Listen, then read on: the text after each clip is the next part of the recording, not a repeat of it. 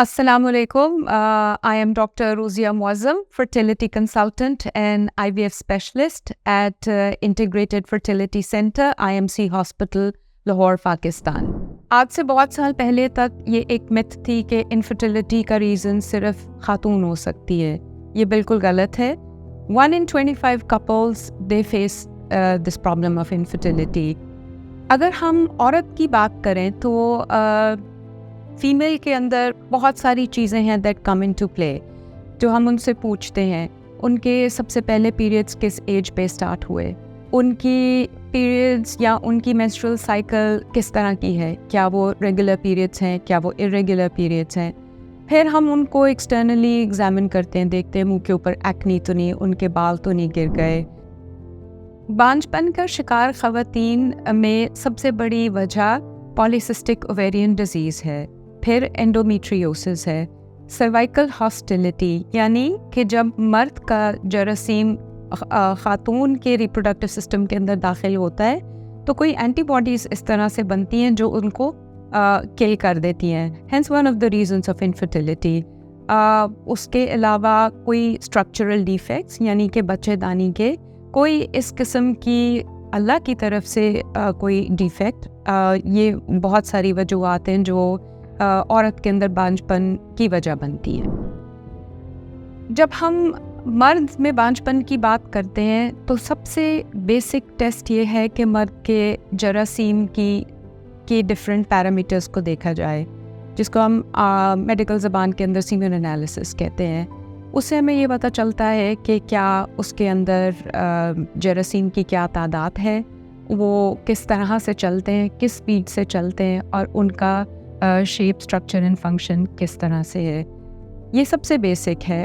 अगर इसके अंदर हमें ऑल्टरेशन नज़र आती है तो फिर हम उनके लैब टेस्ट कराते हैं, हम उनके हार्मोन्स देखते हैं, फिर हम उनके स्क्रॉटल अल्ट्रासाउंड कराते हैं जिसके अंदर बहुत सारी कंडीशंस हैं, जैसे वेरिकोसील है, उसमें हाइड्रोसील है, कोई ऐसी स्ट्रक्चरल एबनॉर्मेलिटी जो पैदाइश के वक्त थी, क्या उनकी दोनों गोलियां स्क्रॉटल सैक के अंदर मौजूद हैं या नहीं है, क्या एक मौजूद है कि नहीं। सीमेन एनालिसिस के अंदर हमें पता चलता है फ्रुक्टोज टेस्ट से कि अगर वो प्रेजेंट है तो फिर इसका मतलब कि कोई ऑब्स्ट्रक्शन या कोई रुकावट नहीं है। अगर फ्रुक्टोज प्रेजेंट नहीं होती, ये वो मौजूद नहीं है, तो इसका मतलब कि कुछ न कुछ रुकावट का एलिमेंट एग्जिस्ट करता है मर्द के अंदर। उसके लिए फिर हम ट्रांसरेक्टल अल्ट्रासाउंड कराते हैं ताकि हमें पता चले कि कोई रुकावट की वजह से तो नहीं है कि जरासीम कम आ रहे हैं। इनफर्टिलिटी की ट्रीटमेंट के लिए जब हमारे पास मियाँ बीवी आते हैं तो ये नहीं कि हम एकदम से टेस्ट ट्यूब बेबी या IVF पे जंप कर जाएं। हमें बहुत सारे स्टेप्स को कवर करना होता है और फिर एक फाइनल डायग्नोसिस पे जाना पड़ता है।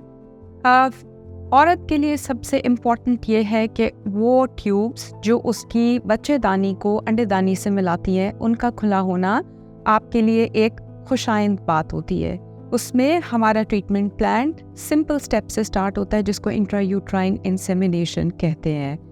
कुछ केसेस इस तरह के होते हैं जिनमें बोथ मेल एंड फीमेल्स, जिसके अंदर हम ये देखते हैं ट्यूब्स का बंद होना, एक कंडीशन एंडोमेट्रियोसिस, जिसके अंदर बच्चेदानी की जो अंदरूनी लेयर है वो बच्चेदानी से बाहर अंडेदानी, पेल्विक कैविटी और मुख्तलिफ जगह के ऊपर पेट के अंदर वो जमा हो जाती हैं, जो कि उनके पीरियड्स इरेगुलर होने, उनके पेट में बहुत ज़्यादा दर्द होने और कई किस्म की वजूहात और one of the biggest reasons infertility cause करती हैं शादीशुदा औरतों के अंदर।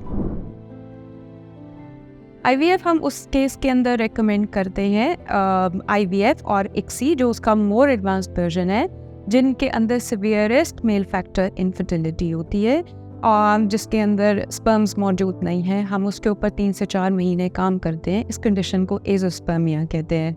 हम उनको ट्रीट करते हैं, पहले हम उनको रूल आउट करते हैं कि क्या वो टेस्टिस के अंदर डिफेक्ट है या वो दिमाग का डिफेक्ट है, यानी ऊपर हार्मोन्स का प्रॉब्लम है, या स्पर्मेटोजेनिक अरेस्ट है कि क्या जरासीम बन ही नहीं पा रहे या उनकी मैच्योरेशन अरेस्ट है।